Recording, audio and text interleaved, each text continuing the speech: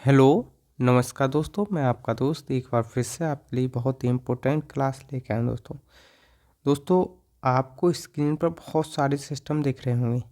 ये सारे सिस्टम आपकी परीक्षा के लिए बहुत ही इम्पोर्टेंट है। उसमें से जो आज का सिस्टम देखेंगे वो देखेंगे दोस्तों, डाइजेस्टिव सिस्टम, जिसको हिंदी में बोलते हैं पाचन तंत्र। ये बहुत ही इम्पोर्टेंट है, बहुत बड़ा टॉपिक है दोस्तों। हम इसको दो भागों में करेंगे।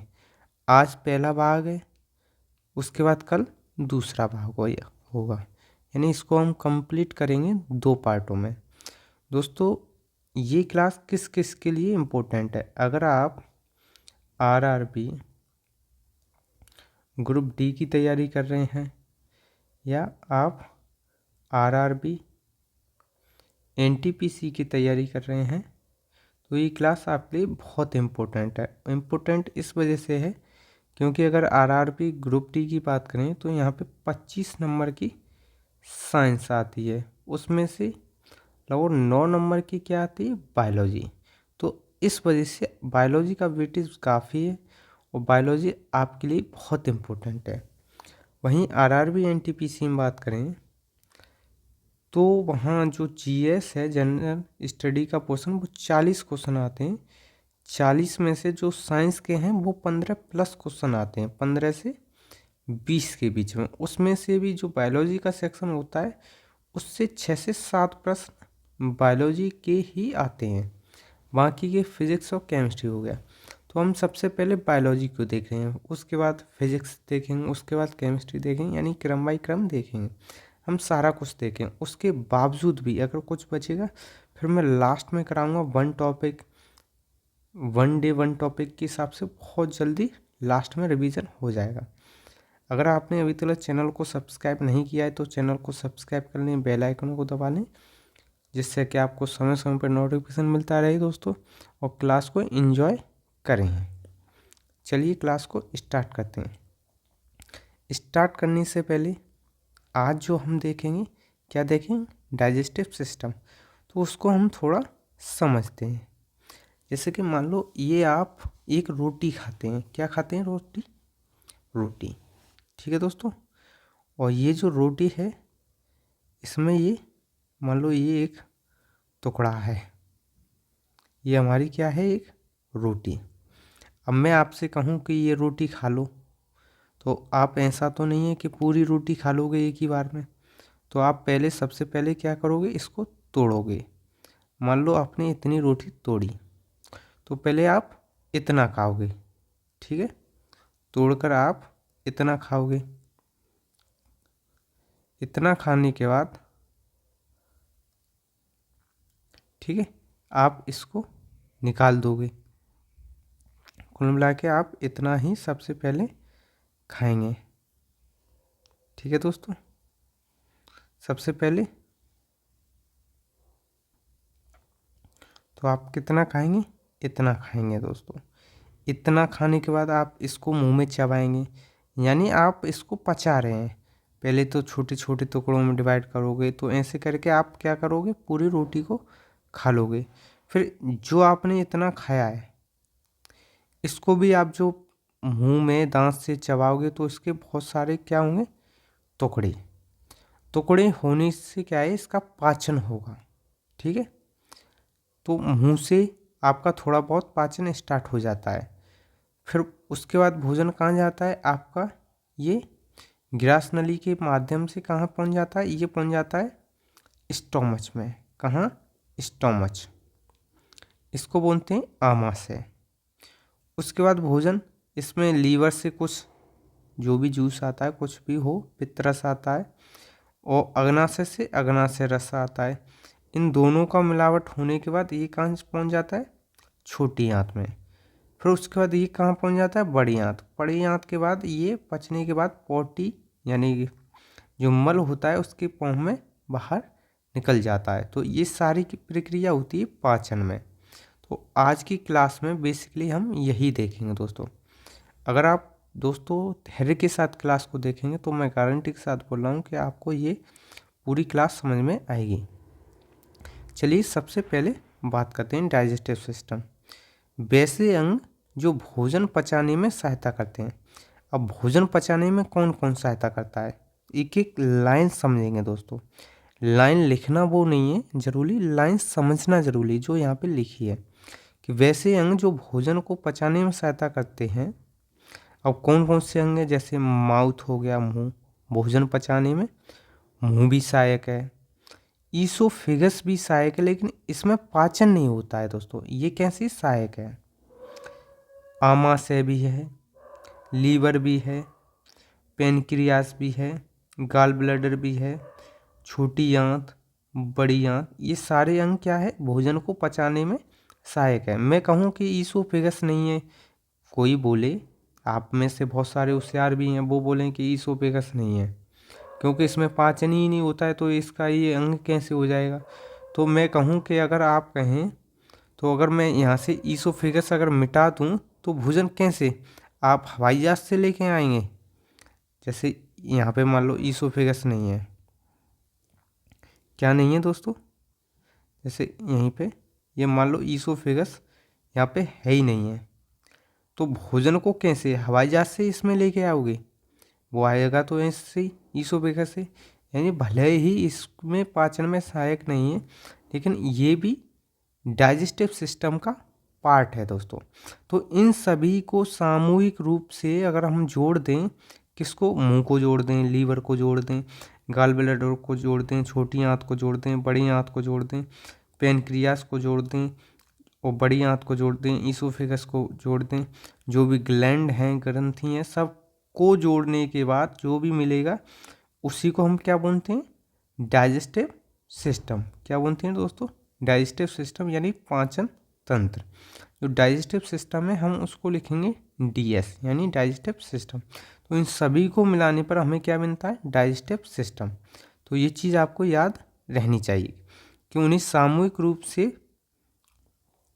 पाचन तंत्र कहते हैं। उन सभी अंगों को क्या कहते हैं, पाचन तंत्र। यानी तंत्र होता है एक सिस्टम, सिस्टम अकेले नहीं बनता है। जैसे एलविस यादव का सिस्टम जो भी है वो अकेले तो नहीं बना है, उसके साथ बहुत सारी जनसंख्या है। जो भी सिस्टम बनता है अकेले नहीं बनता है। अब ये तो हो गया डाइजेस्टिव सिस्टम की बात। हमने किसकी बात कर ली, ये है डाइजेस्टिव सिस्टम की परिभाषा। अब बात करते हैं पाचन क्या होता है। पाचन सिंपल फॉर्म में बताऊं, जो जटिल भोजन अणु हैं उनको सरल पदार्थों में तोड़ना ही क्या कहलाता है, पाचन दोस्तों। क्या कहलाता है, पाचन। एक बार हम यहाँ पे देखते हैं, जैसे ये है, ये क्या है, प्रोटीन की संरचना, ये कैसे जटिल। तो हमने इसको और तोड़ा, फिर इसको और तोड़ा, तोड़ते तोड़ते हम इसको किस में ले आए, अमीनो एसिड में। अमीनो एसिड का मतलब क्या है, हमने इसका पूर्ण पाचन कर दिया है। यही होता है अमीनो एसिड, और इसी को बोलते हैं पाचन। यानी ये कैसा जटिल है, जटिल से हमने किस में चेंज कर दिया, सिंपल फॉर्म में। यही क्या है, पाचन। जैसे ये है, एंजाइम और पाचक रस की सहायता से भोजन के जटिल अणुओं का भोजन के सरल अणुओं में टूटना ही क्या कहलाता है, भोजन का पाचन। अब समझ में आ गया। यानी एंजाइम और पाचक रस की सहायता से भोजन के जटिल अणुओं का भोजन के सरल अणुओं में टूटना ही क्या कहलाता है, पाचन। तो अब मैं जहाँ तक मेरी दृष्टि, दीप दृष्टि जो जा रही है, जिसको मैं देख नहीं सकता हूँ, ओनली फील कर सकता हूँ, तो इस हिसाब से मैं जहाँ तक देख पा रहा हूँ कि आपको एक तो डाइजेस्टिव सिस्टम समझ में आ गया है। अगर समझ में आ गया तो आप कमेंट बॉक्स में कमेंट कर दें कि डाइजेस्टिव सिस्टम हमें समझ में आ गया है कि भाई का सिस्टम क्या है। दूसरा, पाचन। अगर कोई पूछे पाचन क्या है, तो पाचन भी आपकी समझ में आ गया है कि जटिल भोजन पदार्थ को सरल भोजन पदार्थ में तोड़ना ही क्या कहलाता है, पाचन। इसमें सहायता कौन करता है, एंजाइम और पाचक रस। डाइजेस्टिव सिस्टम भी आपके समझ में आ गया है।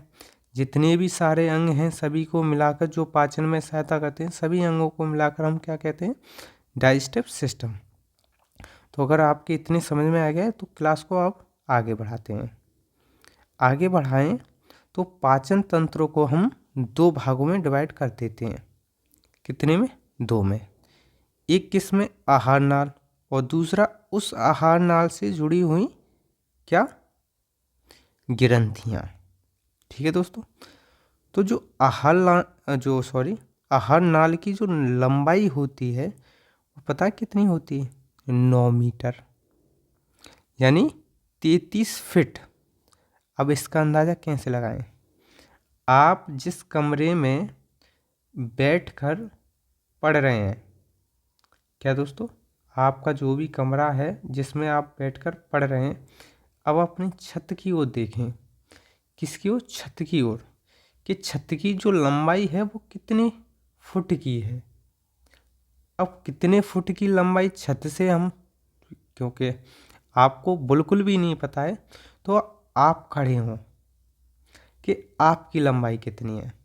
मान लो कोई बोल रहा है कि मेरी लंबाई 5.5 फीट है। कितनी है? 5.5 फीट। तो आप खड़े होकर देखें कि आपकी छत की लंबाई आपसे कितनी है, यानी लगभग दुगनी होगी या दुगनी से ज़्यादा होगी। तो जो आपकी छत की लंबाई है वो कितनी है? लगभग 12 फीट। अब देखो उसकी लंबाई 12 फीट है, और आपके पेट में ही जो आहार नाल है, नाल, नाल को मैं आल बोल देता हूँ, उसमें कोई कन्फ्यूज़न होने की ज़रूरत नहीं है, नाल को नाल ही बोल दो। तो जो आहार नाल है उसकी लंबाई जो पता कितनी लंबाई होती है? 33 फीट। अब सोचो 3 मंजिला इमारत आपके पेट में ही है। क्या है दोस्तों? जो 3 मंजिला इमारत है, अगर आपने 3 मंजिल मकान देखा, उसकी लंबाई के बराबर जो आपके आहार नाल की लंबाई है कितनी? 33 फीट। और अब आहार नाल ये नहीं कि पता है कहाँ से कहाँ तक स्टार्ट होती?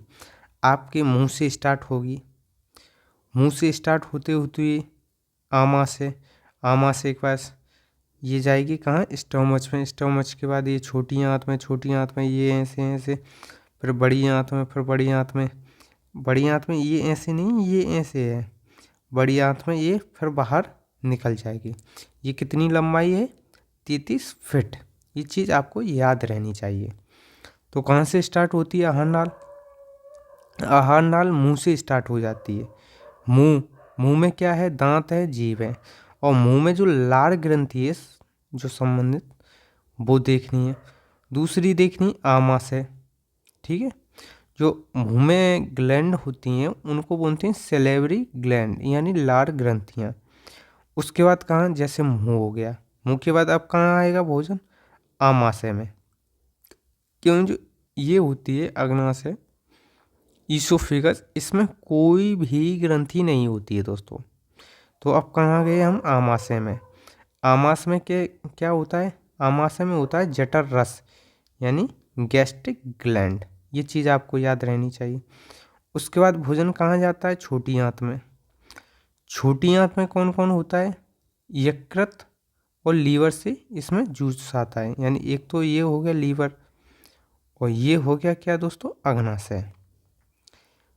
फिर उसके बाद ये कहाँ पहुँच जाता है? बड़ी आंत में। बड़ी आंत में कोई ग्रंथि नहीं होती है। फिर उसके बाद भोजन कहाँ? भोजन नहीं, फिर तो वो मल की फॉर्म में आ जाता है, पच जाता है। फिर एनस में, वहाँ पे भी कोई नहीं होता है। फिर अपशिष्ट पदार्थ बाहर निकल जाता है। तो ये सारी प्रक्रिया आपके पेट में होती है। आगे बात करें, जो एलिमेंट्री कैनाल है, यह मुख गुहा से प्रारंभ होकर गुदा यानी एनस तक होती है। पाचन के समय भोजन आहार नाल में ही रहता है। आहार नाल की लंबाई लगभग 32 फीट है। आहार नाल के अंतर्गत मुख गुहा जो मुंह हो गया, ग्रास नली जो ईसोफेगस हो गई, आमाशय यानी स्टोमच हो गया, छोटी आंत यानी स्मॉल इंटेस्टाइन हो गया, बड़ी आंत यानी लार्ज इंटेस्टाइन हो गया। उसके बाद मलाशय, उसके बाद एनस, मलाशय जहाँ पर मल स्टोर होता है। ठीक है। तो आगे समझ में, मुंह में कौन सी होती हैं? सिलेवरी ग्लैंड यानी लार ग्रंथियाँ जो 3 होती हैं। टंग होती है मुंह में, ईसोफेगस होगी, ईसोफेगस में आपको बार बार बता रहा हूँ, इसमें किसी भी चीज़ की पाचन नहीं होता है। ठीक है। उसके बाद आ गया कौन? स्टोमच हो गया। उसके बाद पेनक्रियास यानी अग्नाशय हो गया, ये है लीवर, ये है गाल ब्लैडर, पित्त की थैली, जो यहाँ पे पित्तरस बनता है ये यहाँ पे स्टोर हो जाता है। उसके बाद ये छोटी आंत है, इसके बाद ये बड़ी आंत है। ठीक है, आज इतना हम पढ़ेंगे दोस्तों। इसमें 2 पार्ट में होगी ये क्लास। अब सबसे पहले इधर देखते हैं ग्लैंड के बारे में। ये ग्रंथियाँ भोजन को पचाने वाले एंजाइम का निर्माण करती हैं। किसका? एंजाइम का। इसके अंतर्गत लार ग्रंथियाँ होती हैं, यकृत हो गया, पित्ताशय हो गया और अग्नाशय हो गया। हालांकि हम इसमें पित्ताशय को नहीं रखेंगे क्योंकि ये ओनली पित्त को स्टोर करता है, यानी ये कोई क्रिएट नहीं कर सकता है किसी भी रस को। पाचन की क्रिया मुख गुहा से प्रारंभ हो जाती। कहाँ से? मुख गुहा से, क्योंकि इसमें कुछ कार्बोहाइड्रेट का पाचन हो जाता है। कुछ का मतलब, अब जैसे आपको इनिशियल एनर्जी चाहिए, इनिशियल एनर्जी, तो आप ग्लूकोस ले लें, ग्लूकोस हो गया। आप स्ट्रिंग लेते हैं, स्ट्रिंग, जो स्ट्रिंग है, स्ट्रिंग का पाचन ज़्यादातर कहाँ से हो जाता है? मुंह से ही। तभी तो उसको पीते ही तुरंत एनर्जी मिलती है। आप पहाड़ों पे कूदते हैं। ठीक है, आप समझ रहे होंगे सारा कुछ, मुझे कुछ भी बताने की ज़रूरत नहीं होती है। क्योंकि आपने बहुत स्ट्रिंग पी रखी हैं, समझ रहे हैं, आपने बहुत सारी स्ट्रिंग पी हैं। पाचन की क्रिया छोटी आंत में पूर्ण हो जाती है। स्टार्ट कहाँ से हो रही है? मुंह से।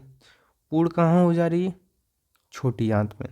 और बड़ी आंत में कोई पाचन नहीं होता है। बड़ी आंत में ओनली क्या होता है? अवशोषण।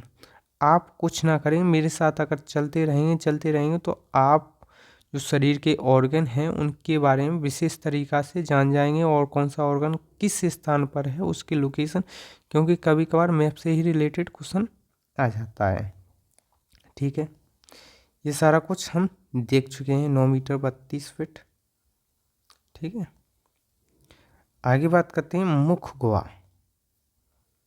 और पाचन मुख गुहा से प्रारंभ होता है। मुख गुहा कैसा एक खाली स्थान है, यानी वकल कैविटी, जिसमें क्या क्या होता है?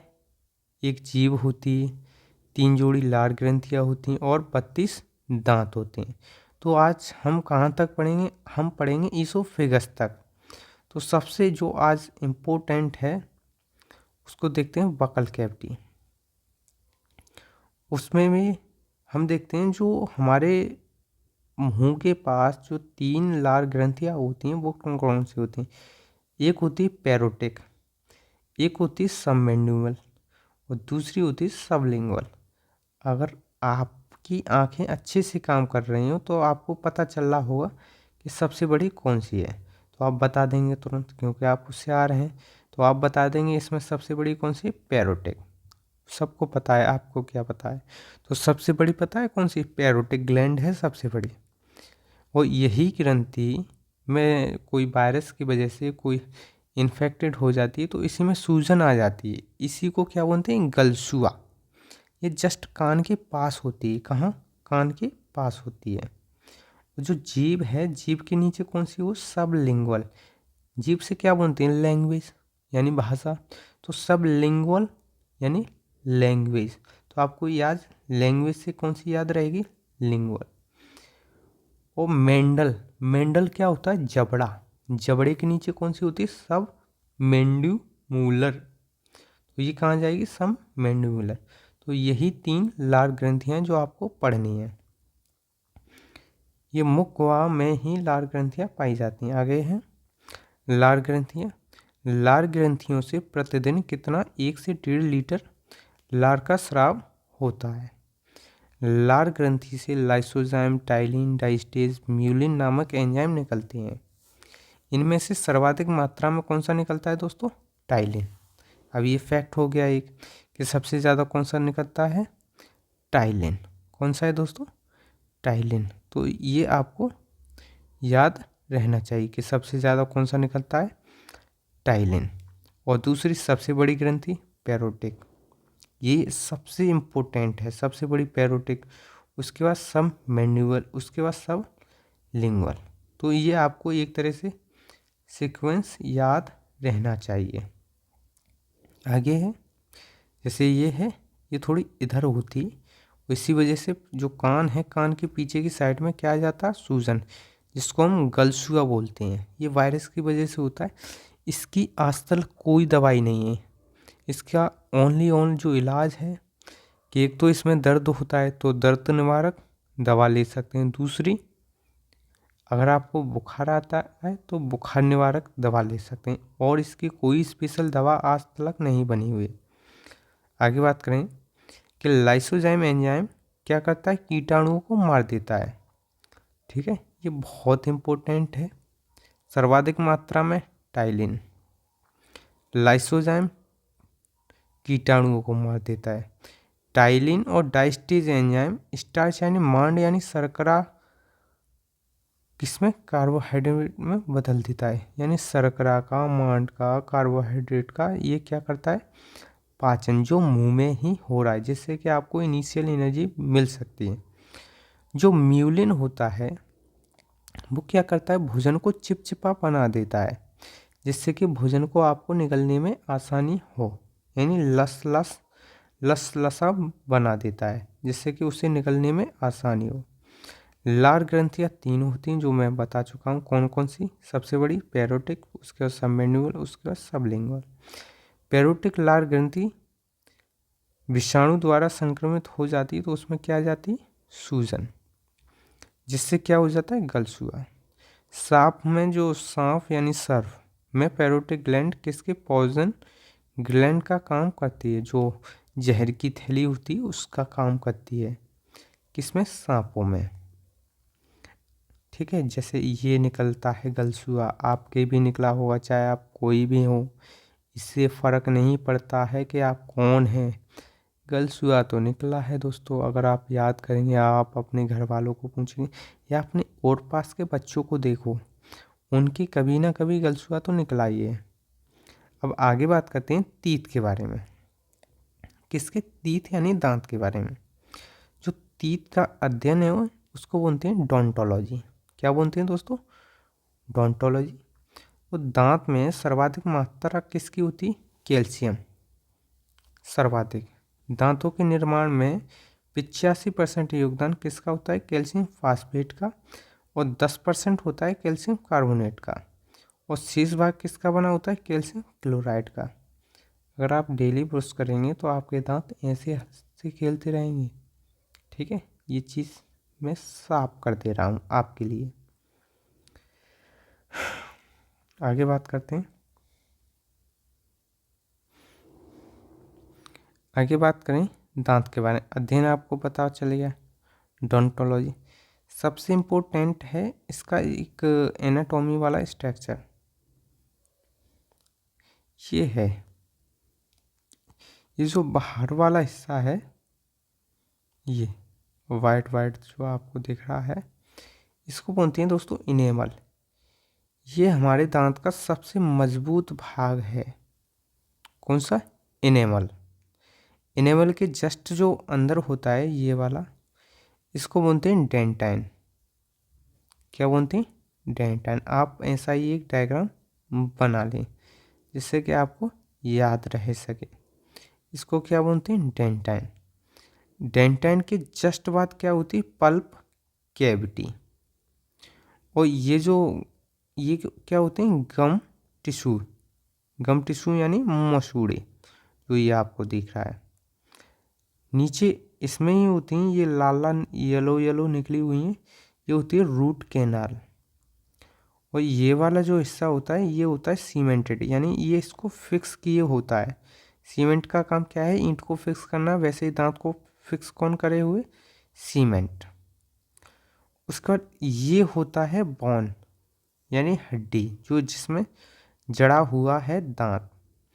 उसके बाद जो ये नसें दिख रहे हैं, एक तो ये है, एक रेड है, एक ग्रीन टाइप की है।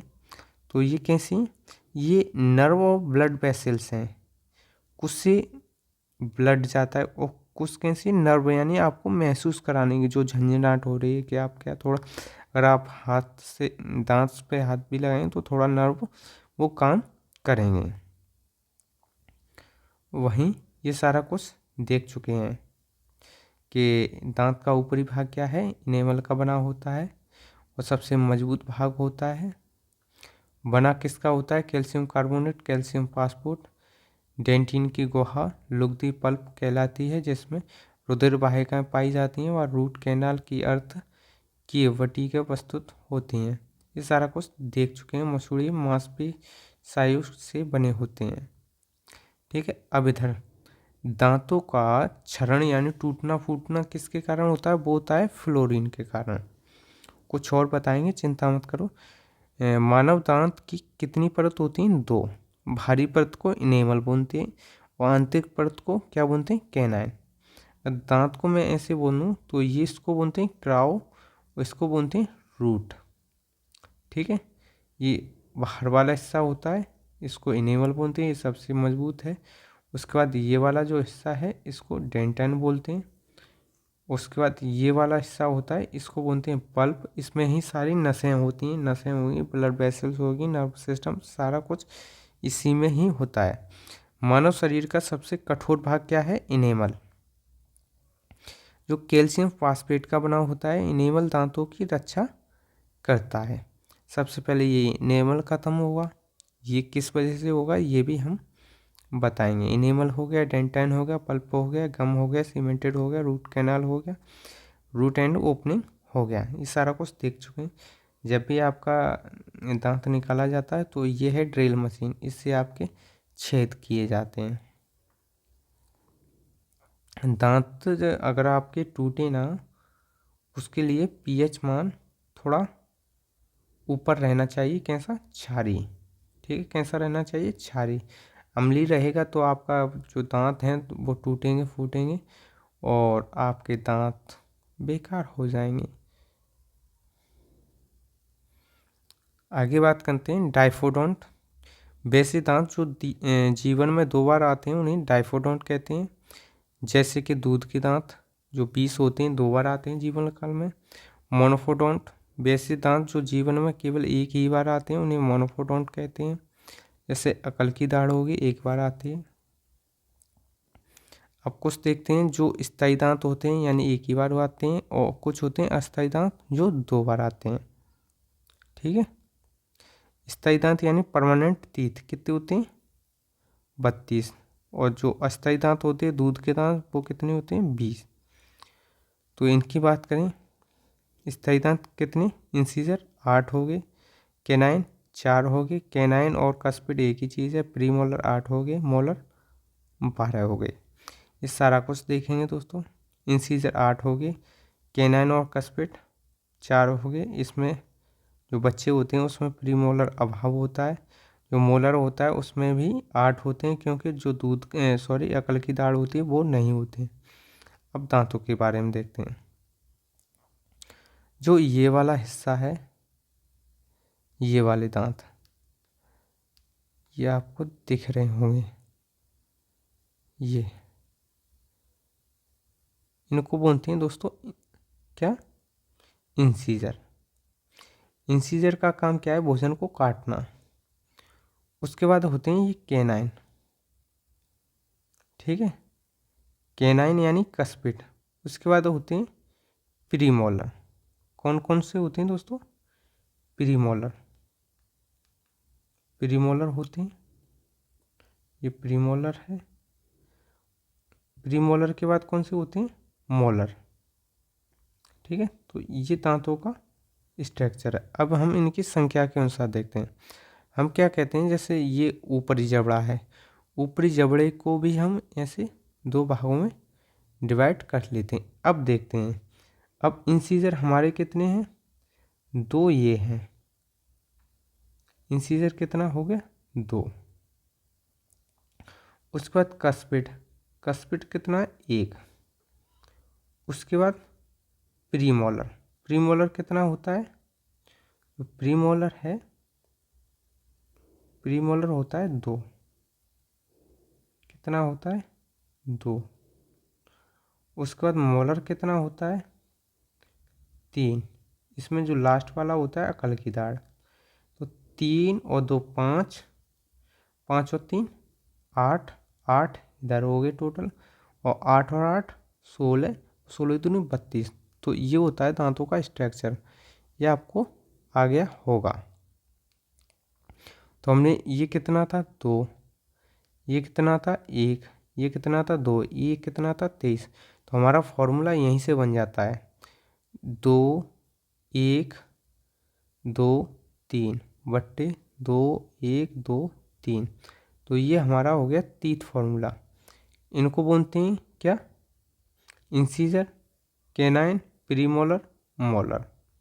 तो इन सभी, जैसे ऊपर कितना हो गया 8, नीचे 8, तो टोटल हो जाएगा कितना 8 दूनी 16 गुणा 2, तो कितना हो जाएगा 32 दांत टोटल हो जाएगा।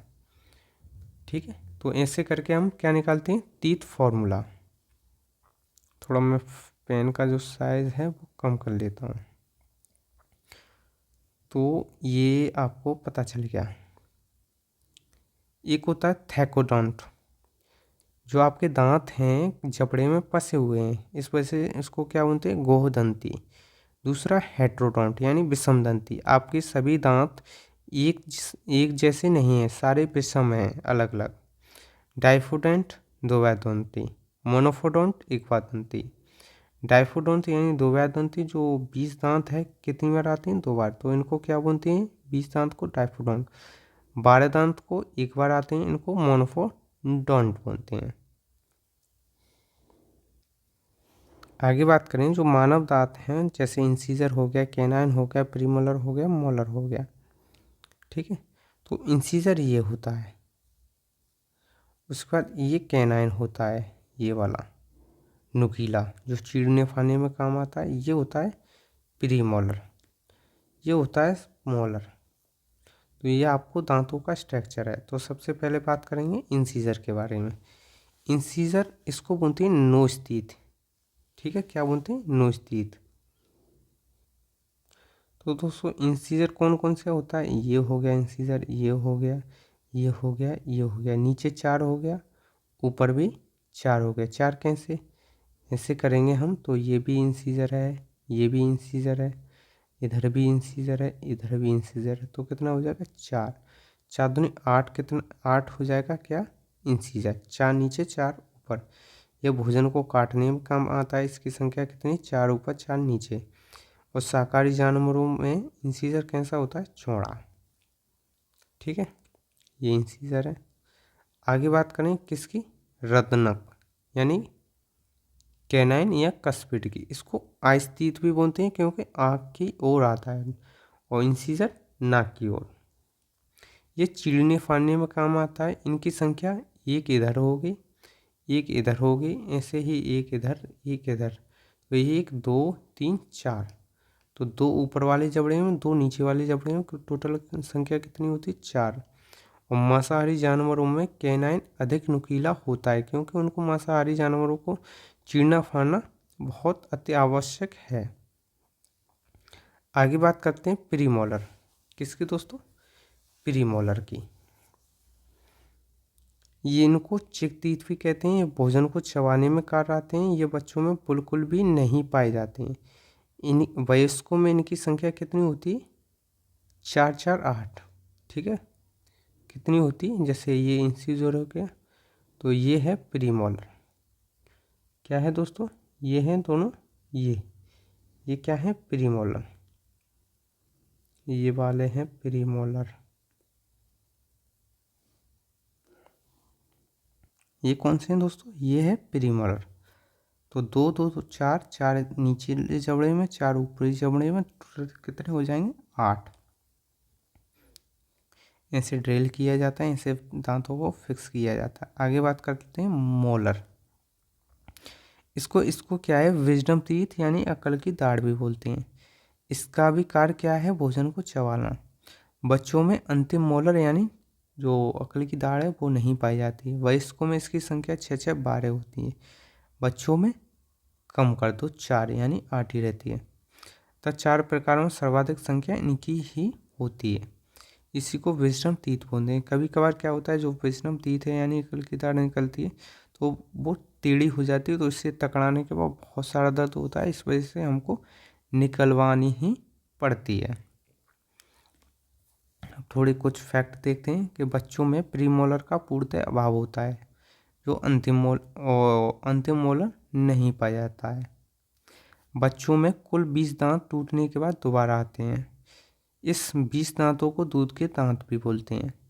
और दूध के दांत 12 वर्ष की अवस्था में पूर्णतः टूट चुके होते हैं और दोबारा नए दांत निकलना प्रारंभ हो जाते हैं।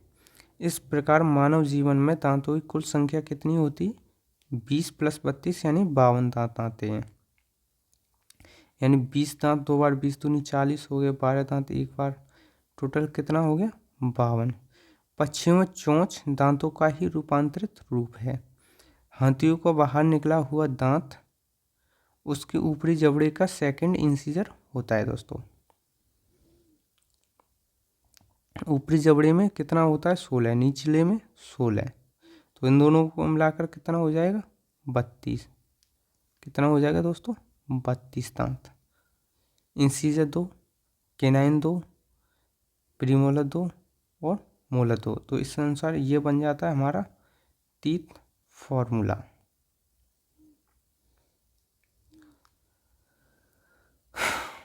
आगे है दांत। जो दंत सूत्र होता है उसका दांतों का 1/2 भाग ही दिखता है। जानवरों में ऊपरी जबड़े में दांत नहीं होते, उनमें कैसा रहता है? निचला ही जबड़े में दांत होते हैं।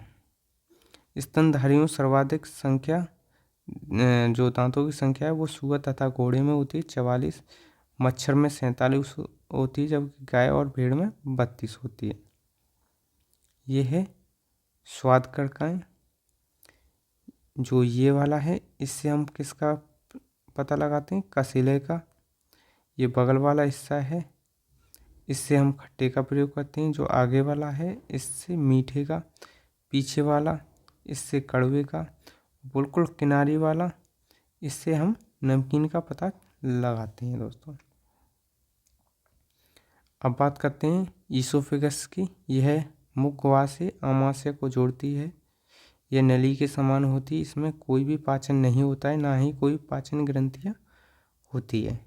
यहाँ से आगे की क्लास दोस्तों कल कंटिन्यूस होगी, जिसमें हम स्टोमच देखेंगे दोस्तों। अगर आपको क्लास अच्छी लगी हो तो लाइक का बटन दबा दें, चैनल को सब्सक्राइब कर लें, बेल आइकन को दबा लें, जिससे कि आपको समय समय पर नोटिफिकेशन मिलता रहे दोस्तों। धन्यवाद दोस्तों, नमस्कार।